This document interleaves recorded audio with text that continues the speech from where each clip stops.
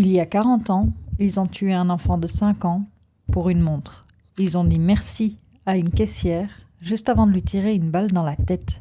Pendant 4 ans, ils ont massacré au hasard 28 morts, 40 ans d'enquête et toujours pas un seul coupable. Bienvenue, je suis la comtesse de l'ombre. Aujourd'hui, nous partons sur les traces des monstres du Brabant. Un homme a suivi l'affaire depuis le premier jour. Il était gendarme. Il a 65 ans aujourd'hui. Voici son histoire.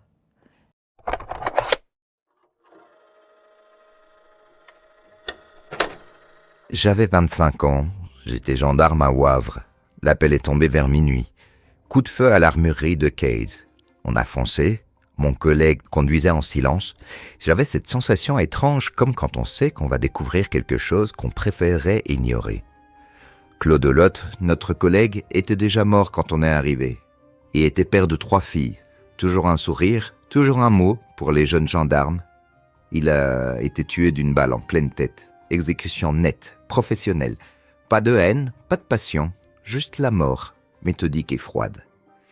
Mais voici ce qui m'a glacé le plus. La porte était ouverte. Pas forcée, pas arrachée, aucune effraction. Simplement ouverte, comme s'ils avaient eu les clés.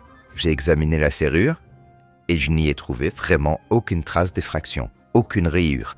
Ces salauds avaient les clés. Mais comment est-ce possible ? Comment 3 hommes masqués ont-ils eu les clés d'une armurerie ? J'ai passé 3 nuits sans dormir après ça. J'entendais sa voix qui riait encore dans les couloirs de la caserne. Et je regardais la porte de ma chambre, me demandant s'ils avaient mes clés aussi. Je devenais parano, déjà. En décembre 1982, c'est le Deleuze de Genneval, cette fois. Je suis arrivé pendant qu'ils étaient encore là. Moteur qui tourne, portière ouverte, sans frais sur le parking. Un client innocent tué pour le crime d'avoir voulu faire ses courses. Sa femme était dans la voiture, sonnait, répétant « Il voulait juste du lait pour les enfants. Du lait pour les enfants. » Cette phrase m'a hanté pendant des semaines. Juste du lait pour les enfants qui attendaient leur papa à la maison. Et puis, septembre 1983, la bijouterie grave. Cette fois, ils ont franchi une ligne que personne n'aurait imaginé possible. Tommy, 5 ans, il tenait encore sa petite voiture rouge dans sa main quand je l'ai trouvé. Sa mère était à genoux, le visage blanc, les genoux dans le sucre en poudre renversé, s'était échappé d'un sachet déchiré.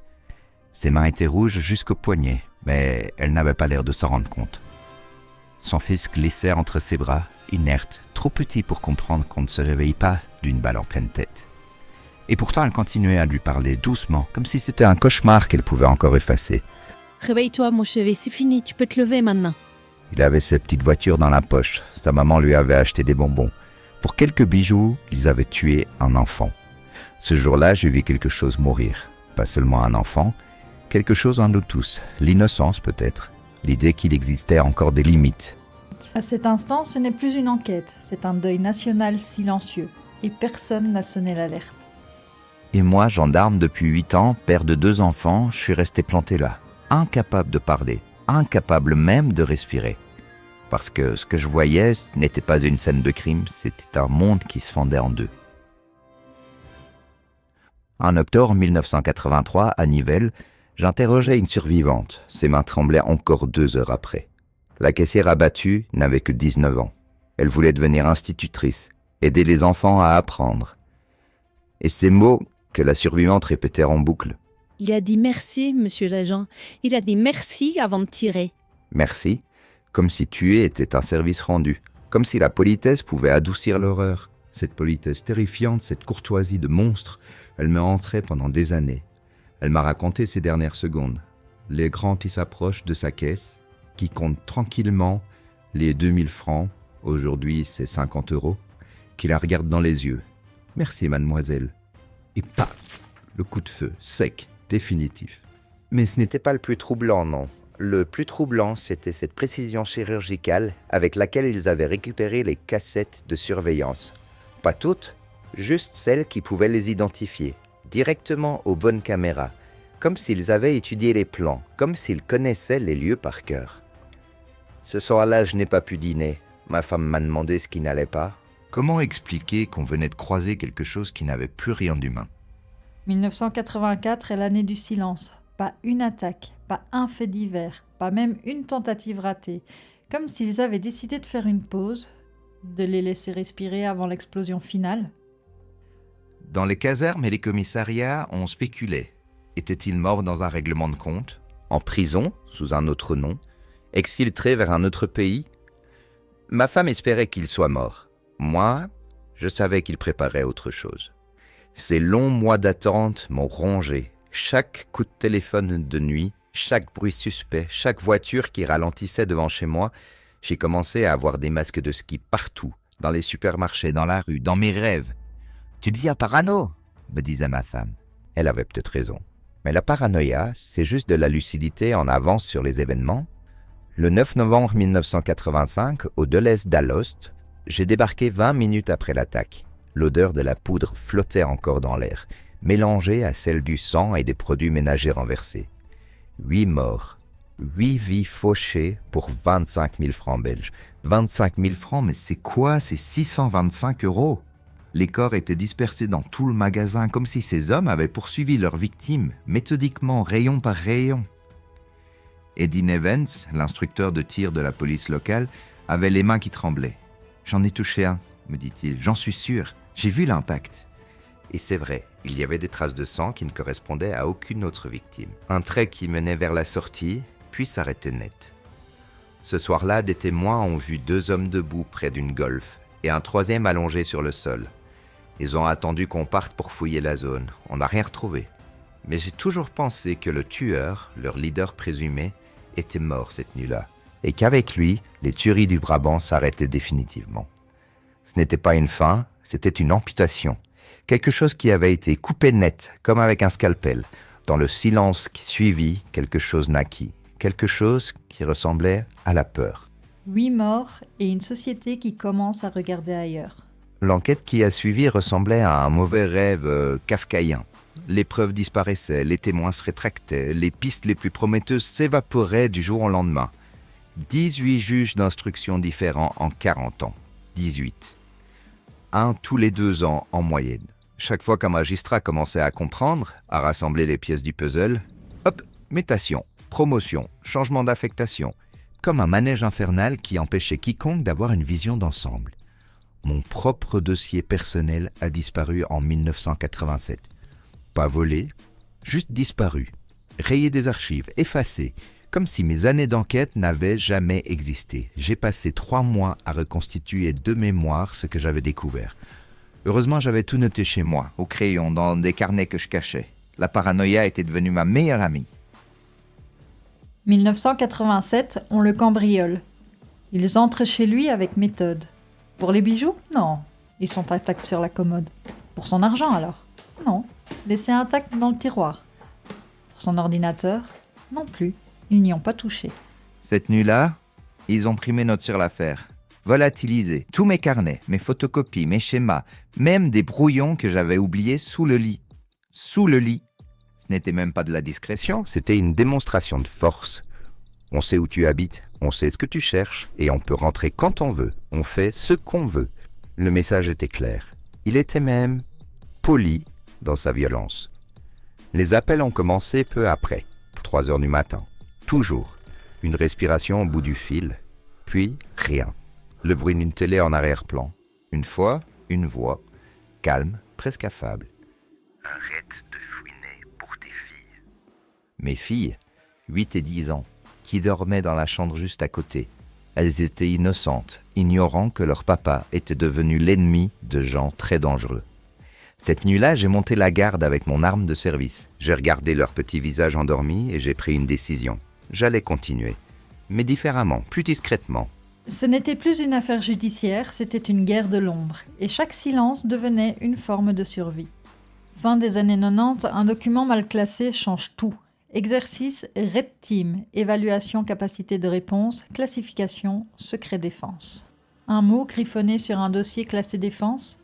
Gladio. Le nom que la Belgique ne devait jamais prononcer. Gladio, c'était ce nom qui revenait comme un leitmotiv dans les marges de certains rapports. Réseau Stay Behind de l'OTAN.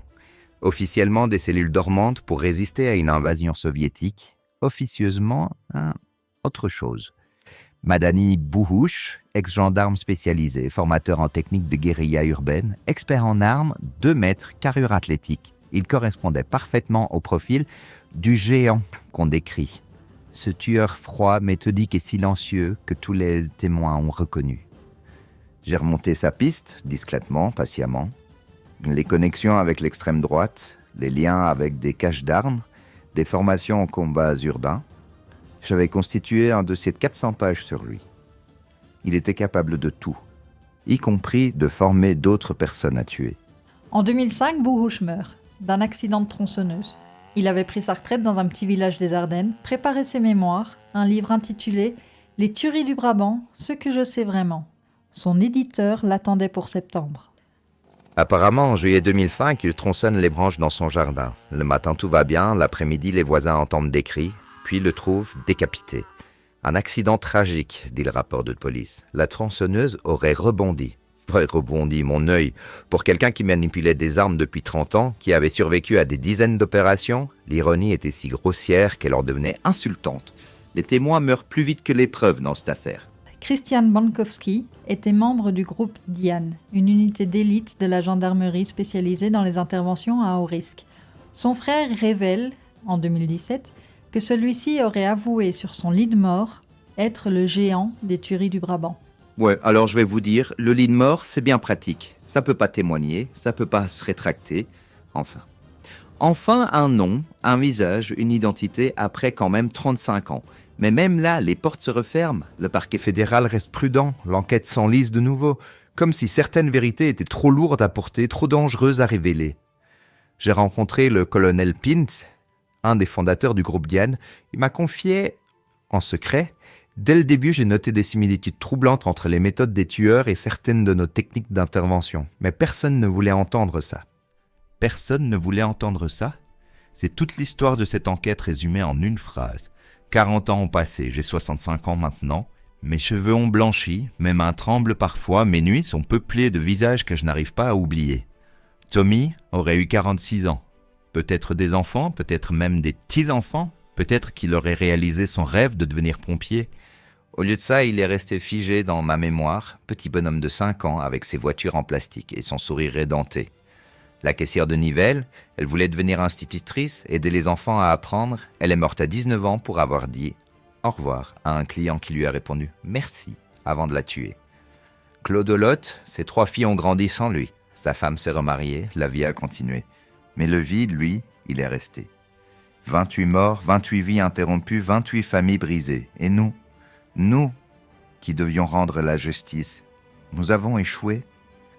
Mais cet échec, c'était pas le nôtre. L'échec venait d'en haut, de ceux qui tenaient les fils, qui manipulaient l'enquête, qui protégeaient les vrais coupables. Car c'est ça la vérité des tueries du Brabant. Ce ne sont pas des voyous qui ont mal tourné. Ce sont des professionnels, j'en suis sûr, formés, encadrés, protégés, des hommes qui savaient exactement ce qu'ils faisaient et qui savaient qu'ils ne seraient jamais inquiétés. Gladio, Réseau Stay Behind, Opération False Flag, appelez ça comme vous voulez, l'histoire de l'Europe de l'Ouest depuis 1945 est parsemée de ces zones d'ombre où les gouvernements démocratiques ont joué avec le feu, pensant pouvoir contrôler des forces qu'ils avaient eux-mêmes libérées. Les tueries du Brabant ne sont qu'un fragment de cette histoire, un éclat de verre noir dans le puzzle de la guerre froide finissante. J'ai appris à vivre avec cette vérité, avec ce poids. Certains jours, j'ai envie de tout balancer, de révéler les noms que je connais, les connexions que j'ai établies. D'autres jours, je pense à mes filles, à mes petits-enfants et je me tais. Le silence est devenu ma prison et ma protection. Une prison dorée où je rumine mes découvertes, où je ressasse les preuves qui ne serviront jamais, où je garde précieusement des secrets qui mourront probablement avec moi. Mais parfois, tard le soir, quand le téléphone sonne et que personne ne répond quand je décroche, je sais qu'ils y pensent encore, qu'ils me surveillent encore, qu'ils s'assurent que je garde bien le silence. Et ça me rassure presque, parce que s'ils me surveillent encore, c'est que je sais que je les dérange. C'est que la vérité, même enterrée, même oubliée, garde un pouvoir qui les inquiète. Il y a des vérités qui refusent de mourir, qui remontent génération après génération comme des corps qui flottent. 28 morts, 40 ans d'oubli programmé, mais certains se souviennent encore, témoignent encore, résistent encore.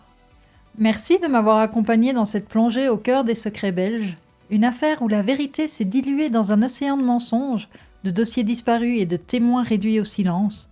La tragédie des tueurs du Brabant dépasse largement le bilan macabre des 28 victimes, des 42 blessés et des enquêtes délibérément sabotées.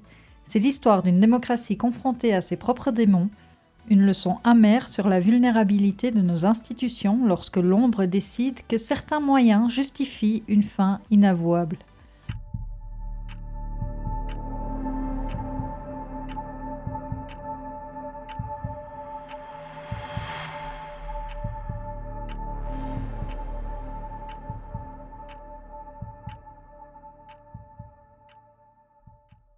Je suis la comtesse de l'ombre, et je reviendrai bientôt éclairer d'autres mystères que les puissants voudraient enterrer à jamais. N'hésitez pas à vous abonner et à activer les notifications pour suivre toutes nos enquêtes. Et souvenez-vous, même si les monstres nous terrifient, il vaut mieux se méfier des mécanismes qui les façonnent et les abritent.